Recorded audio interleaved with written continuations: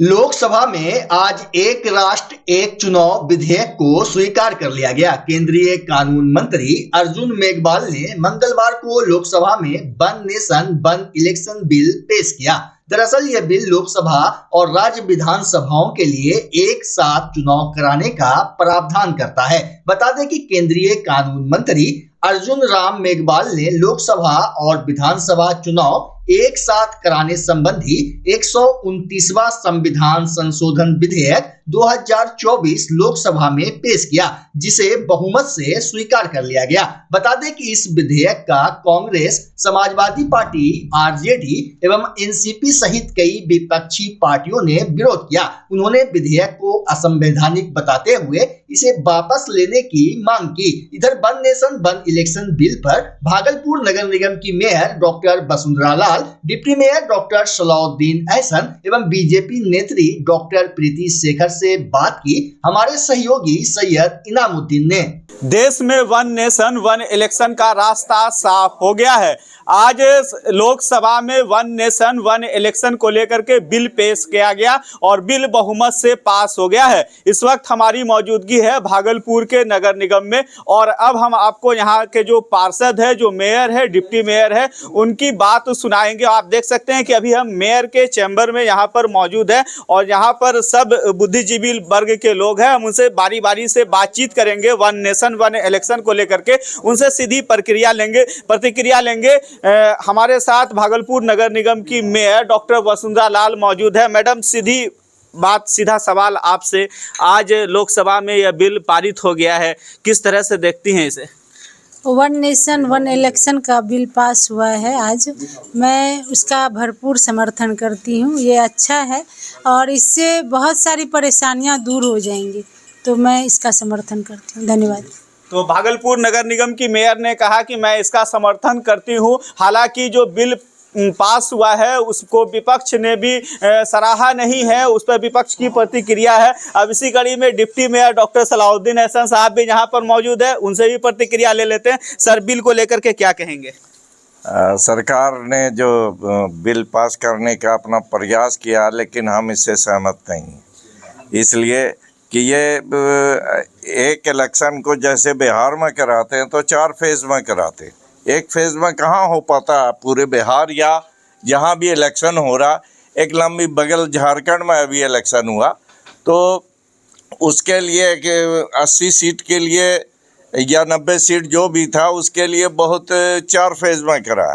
तो पूरे भारत के लिए एक दिन में इलेक्शन होना मुझे तो नहीं लगता है इतने विशाल देश में, और इतने उसमें आर्मी चाहिए, लोग काम करने वाले। कई पार्टियों ने सर समर्थन किया है और सबका अपना अपना राय होता है। मेरी भी राय ये है कि राजद समर्थन नहीं कर रहा है, नहीं कर रहा, तो हम इसके वजह से हमको नहीं संभव लगता है, इसलिए हम कह रहे हैं। अपनी अपनी प्रतिक्रिया है और भी कुछ लोग हैं, हम उनसे बारी बारी से बात करेंगे। हम आपको फिर एक बार बता दें कि लोकसभा में यह बिल पास हो चुका है और अब एक राष्ट्र एक चुनाव का रास्ता कहीं ना कहीं साफ होता दिखाई दे रहा है। बीजेपी की प्रवक्ता भागलपुर नगर निगम की डिप्टी मेयर, पूर्व डिप्टी मेयर माफ कीजिएगा, डॉक्टर प्रीति शेखर जी भी यहाँ पर मौजूद है, उनसे बातचीत कर लेते हैं। मैडम, काफ़ी लंबे प्रयास के बाद यह सारा कुछ हुआ है, क्या कहिएगा?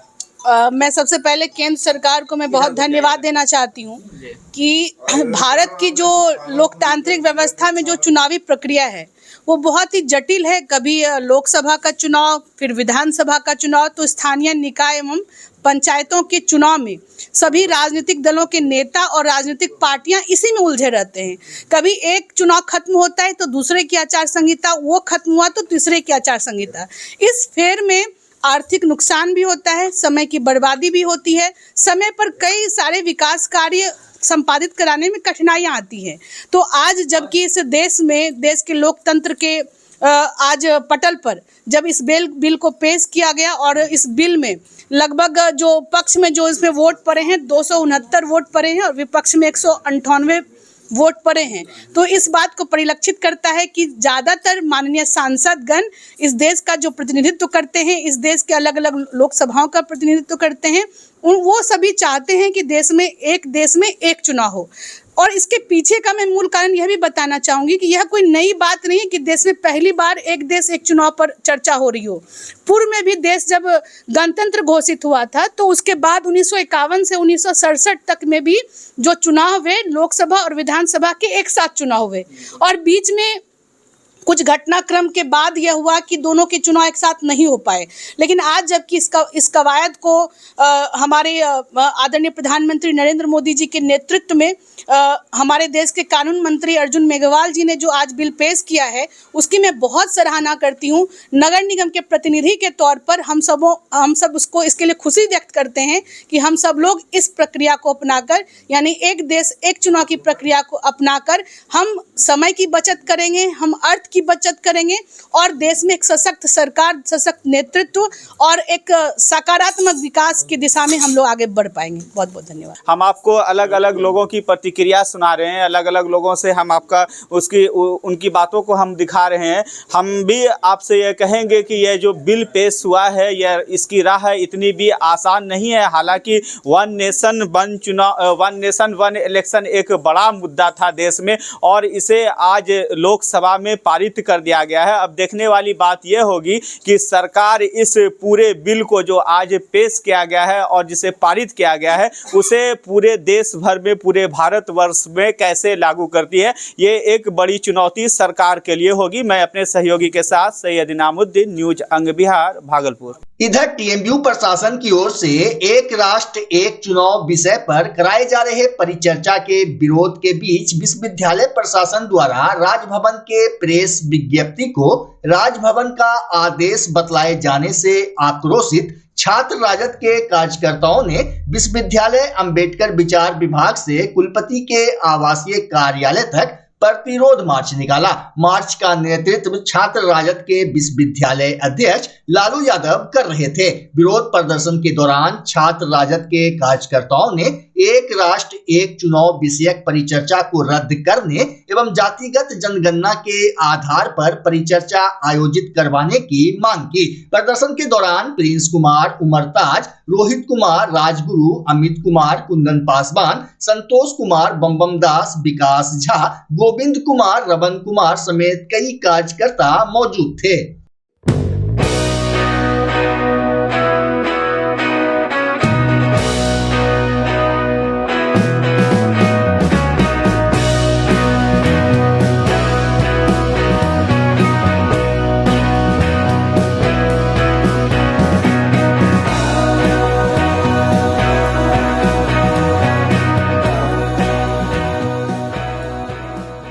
भागलपुर के टीएनबी कॉलेज में आज सांस्कृतिक परिषद की ओर से पूर्व निर्धारित कार्यक्रम के अनुसार ललित कला से संबंधित प्रतियोगिता का आयोजन किया गया। इसके पूर्व कुल गीत एवं दीप प्रज्वलन के साथ कार्यक्रम का शुभारंभ हुआ।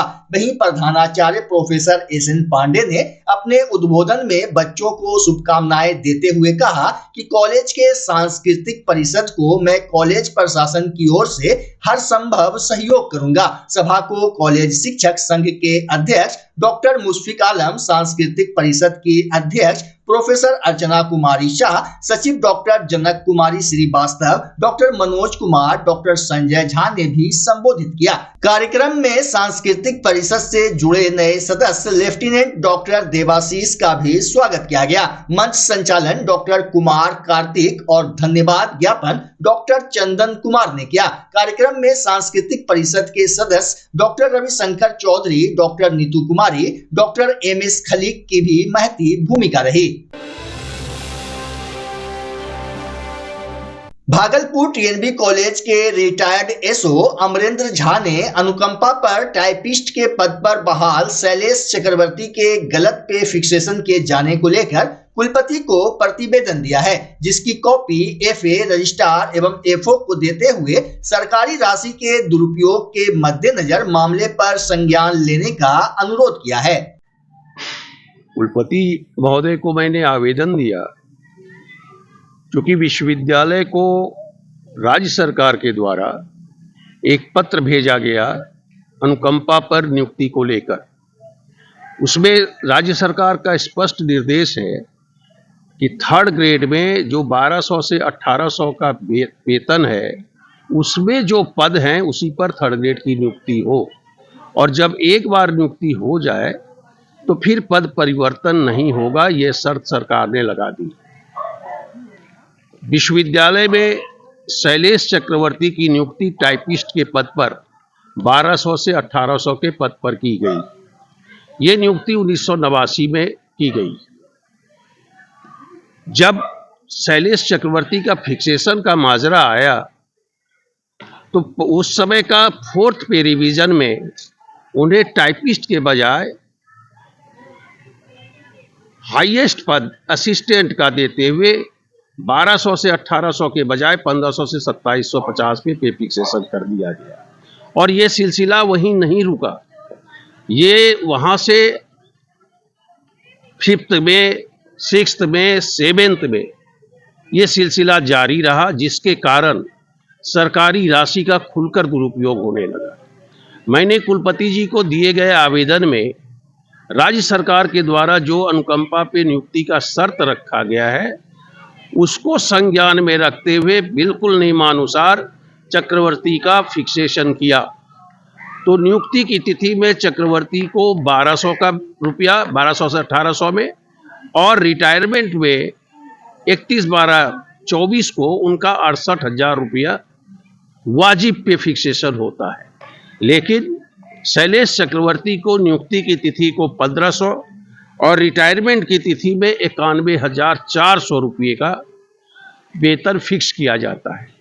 इस हालात में जब मैंने इसका गणनांक किया, कैलकुलेशन किया, तो मैं हैरान रह गया कि लगभग 50 लाख से अधिक रुपये शैलेश चक्रवर्ती को सरकार के द्वारा भेजे गए अनुदान से गलत तरीके से भुगतान किया गया, जो एक गंभीर वित्तीय अपराध है। और मैंने कुलपति जी से मांग किया है कि चूंकि ये भुगतान शैलेश चक्रवर्ती ने पाया है और शैलेश चक्रवर्ती 3 सेक्शन के तथाकथित एसओ हैं, तो ये उन्होंने अनजाने में नहीं, जानबूझ करके ये अपराध किया है, इसलिए उनके ग्रेच्युटी और ईएल से इस पैसे की वसूली की जाए। अब सवाल ये उठता है कि आखिर विश्वविद्यालय ने जो ये कार्रवाई की, उनके फिक्सेशन में जो नाजायज लाभ दिया, तो क्या सरकार से अनुमति ले ली गई कि टाइपिस्ट के पद पर नियुक्त व्यक्ति को सहायक और एसओ का वेतन दिया जाए? और हद तो ये हुआ कि एसीपी और एमएसीपी का फिक्सेशन का, प्रोन्नति का फिक्सेशन भी इसी आधार पे किया गया। तो इस कारण से मैंने कुलपति जी को ये आवेदन दिया है और साफ साफ उनसे आग्रह किया है कि आप ये वित्तीय अनियमितता जो हुई है, सरकारी राशि का जो दुरुपयोग हुआ है, उसकी वसूली शैलेश चक्रवर्ती से करें। और इसकी प्रति मैंने एफए, रजिस्ट्रार और एफओ को इस अनुरोध के साथ दिया कि चूंकि ये सरकार की राशि का दुरुपयोग है, इसलिए आप इस पर तत्काल संज्ञान लें। आगे क्या करेंगे अगर ऐसा इस पे कोई... आगे मैंने बिल्कुल योजनाबद्ध तरीके से मैं इस पर कायम हूँ। मेरा ये कहना है कि अगर विश्वविद्यालय स्तर पर इस प्रक्रिया को नियमानुसार अंजाम नहीं दिया गया तो मैं मामले को उच्च शिक्षा में और राजभवन में ले जाऊंगा, और वहां भी न्याय नहीं मिला तो मैं विवश होकर के सरकारी राशि के दुरुपयोग करने का आरोप शैलेश चक्रवर्ती और विश्वविद्यालय प्रशासन पर लगाते हुए माननीय न्यायालय के शरण में भी जाने को विवश होऊंगा।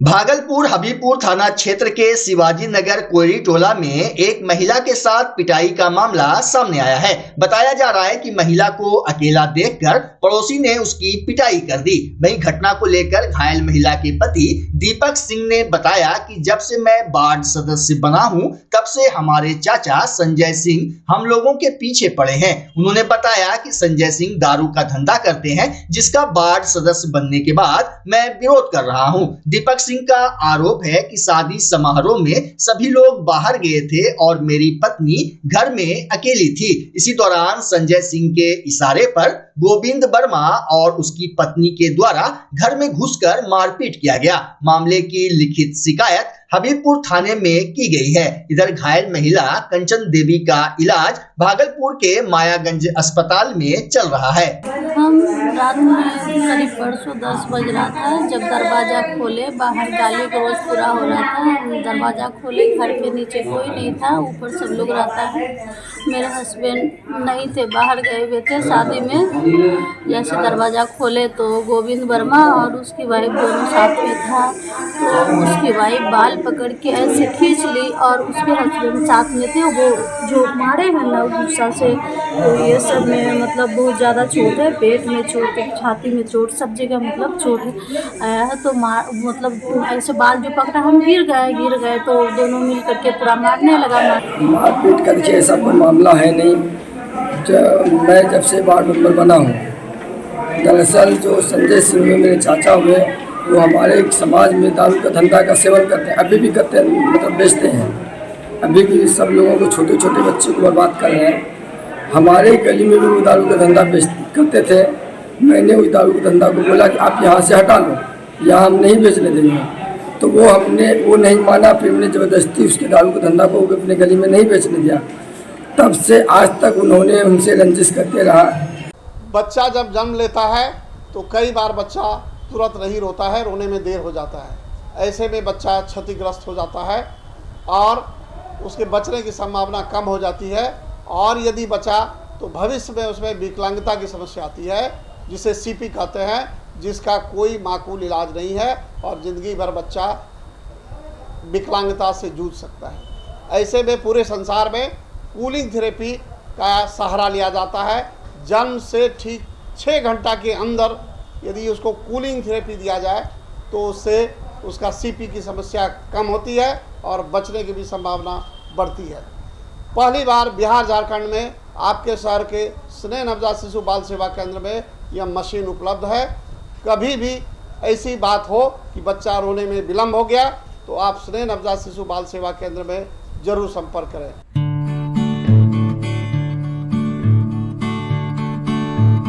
घर शिफ्ट करना हो या ऑफिस रीलोकेट करना हो, मेक माई शिफ्ट के साथ अपने सामान को सुरक्षित पहुंचाइए, कहीं भी कभी भी। मेक माई शिफ्ट देते हैं residential and office relocation, long distance relocation, heavy machine shifting, packing and moving, international and intercity moving, car transportation जैसी ढेरों best services. Make my shift packers and movers. For bookings call 8298-181-018 या log on करें www.makemyshift.in। Rinku LED bulb, एक बार लाओ और चलाते ही जाओ। हमारे एलईडी बल्ब्स है क्वालिटी में नंबर 1 और एनर्जी एफिशिएंट, जो रखे एनवायरनमेंट और आपके बिजली के बिल दोनों का ख्याल। रिंकू एलईडी बल्ब के साथ एनर्जी बचाओ और बिल घटाओ। ये है पावर सेविंग लाइट जो चले लंबे समय तक और रखे आपके घर को रोशन। हमारे यहाँ एलईडी लाइट्स मिलते हैं एक व्यापक रेंज में, जो आपकी हर जरूरत को पूरा करेगी। लेकिन यही नहीं, हमारे एलईडी लाइट सिर्फ चमकदार नहीं बल्कि एनवायरनमेंट फ्रेंडली भी है। तो आज ही लाओ रिंकू एलईडी बल्ब और पाओ 1 साल की वारंटी का भरोसा। रिंकू एलईडी बल्ब्स, नई जनरेशन के स्मार्ट बल्ब्स। आज ही संपर्क करें 8651063786 या मेल करें rinkooledbulb@gmail.com। हमारा पता असाननपुर, भागलपुर, बिहार 812002।